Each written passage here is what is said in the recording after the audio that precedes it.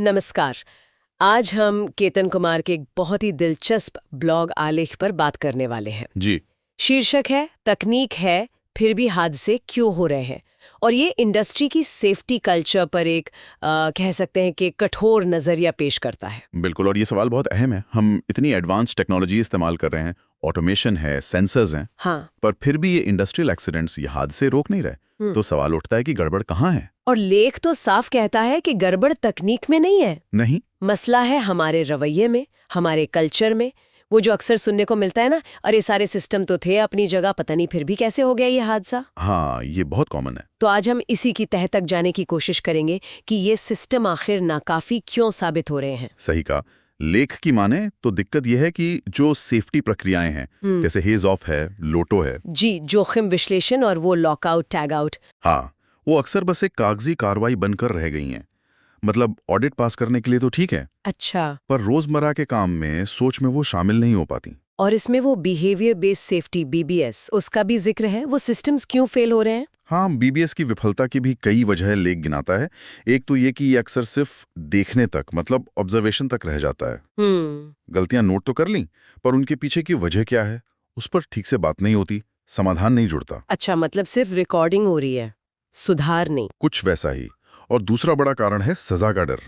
डर? हाँ, अगर लोगों को लगेगा कि गलती बताने पर या कोई असुरक्षित बात बताने पर उन्हें डांट पड़ेगी या सजा मिलेगी, तो वो छुपाएंगे ही। बिल्कुल, तो एक डर की संस्कृति बन जाती है जहां लोग चुप रहना बेहतर समझते हैं। ये तो खतरनाक है।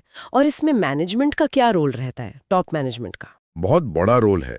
अगर टॉप मैनेजमेंट सुरक्षा को बस ईएचएस डिपार्टमेंट की जिम्मेदारी मानता है, अच्छा, मतलब सेफ्टी वालों का काम है, हमारा नहीं। हाँ, और खुद दूरी बनाकर रखता है, तो नीचे तक मैसेज साफ जाता है कि ये उनकी प्रायोरिटी नहीं है। हम्म। फिर अच्छे व्यवहार के लिए तारीफ या इनाम, वो पॉजिटिव रीइंफोर्समेंट, उसकी भी कमी दिखती है। ज्यादातर ध्यान गलतियां पकड़ने पर रहता है। मतलब इंस्पेक्शन ज्यादा, इंस्पिरेशन कम। बिल्कुल, लेख यही कहता है। और कई बार सिस्टम की अपनी खामियां, मतलब सिस्टमैटिक फॉल्ट्स, उन्हें अनदेखा कर दिया जाता है। ये तो आज की बात हुई। लेख एक और दिलचस्प तुलना करता है। वो कहता है कि शायद पहले, जब तकनीक इतनी नहीं थी, तब सुरक्षा बेहतर थी। ये सुनने में थोड़ा अजीब लगता है ना? हाँ, विरोधाभासी लगता है, पर लेख इस पर सोचने को मजबूर करता है।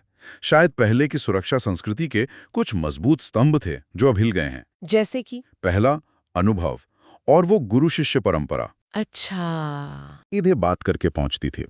हर पुराना अनुभवी ऑपरेटर खुद में एक चलता फिरता हैजॉप जैसा था।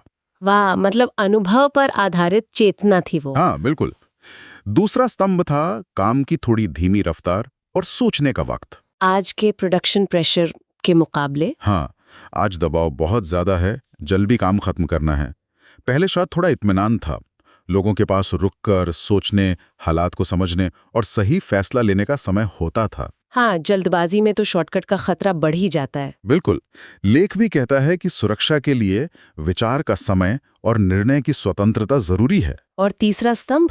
वो ओनरशिप वाली बात। हाँ, वो सबसे अहम है शायद। ओनरशिप, यानी अपनेपन की भावना। ये मेरा प्लांट है, इसकी सुरक्षा मेरी जिम्मेदारी है। पहले कर्मचारी अक्सर परमानेंट होते थे, उनका जुड़ाव गहरा होता था। आज आउटसोर्सिंग और कॉन्ट्रैक्ट वर्क का चलन ज्यादा है, तो वो जुड़ाव शायद उतना नहीं रहता। हाँ, वो भावनात्मक जुड़ाव कम हो जाता है। जब काम सिर्फ एक असाइनमेंट जैसा हो, तो वो गहरी जिम्मेदारी का एहसास शायद कुछ कम हो जाता है, और फिर सुरक्षा पर भी असर पड़ता है। तो मतलब ये हुआ कि हमने एक तरह से अनुभव को एसओपी से रिप्लेस कर दिया, हाँ, सोचने के समय को प्रोडक्शन के दबाव से, बिल्कुल। और अपनेपन की भावना को आउटसोर्सिंग से। और नतीजा ये हादसे हैं। लेख का निचोड़ तो यही है, सुरक्षा कोई चेकलिस्ट या सॉफ्टवेयर प्रोग्राम नहीं है, वो एक सोच है, एक चेतना है। सही बात है। तकनीक मदद कर सकती है, बिल्कुल कर सकती है, पर वो इंसान की जगह नहीं ले सकती। लेख की एक लाइन बहुत दमदार है, जो सिस्टम इंसान को बाहर कर दे, वो कभी सुरक्षित नहीं हो सकता। ये तो बहुत गहरी बात है। सेफ्टी को कामयाब होने के लिए इंसानी समझ, उसकी भागीदारी चाहिए ही चाहिए। तो फिर इसका हल क्या है, रास्ता क्या है आगे का? क्या लेख कुछ समाधान भी बताता है? हाँ, कुछ सुझाव दिए गए हैं। पहला तो यही कि तकनीक को हेल्पर समझें, रिप्लेसमेंट नहीं। ओके। अनुभव, सोचने का वक्त और वो अपनेपन की भावना ओनरशिप, इनको वापस सेफ्टी सिस्टम के केंद्र में लाएं। और सुरक्षा को सिर्फ नियम न समझें। बिल्कुल, उसे गर्व और सम्मान का प्रतीक बनाएं। और डर की संस्कृति को बदलना होगा। उसकी जगह भागीदारी, पॉजिटिव व्यवहार को पहचानें, उसे सराहें, गलतियों से सीखने का माहौल बनाएं, न कि सजा देने का।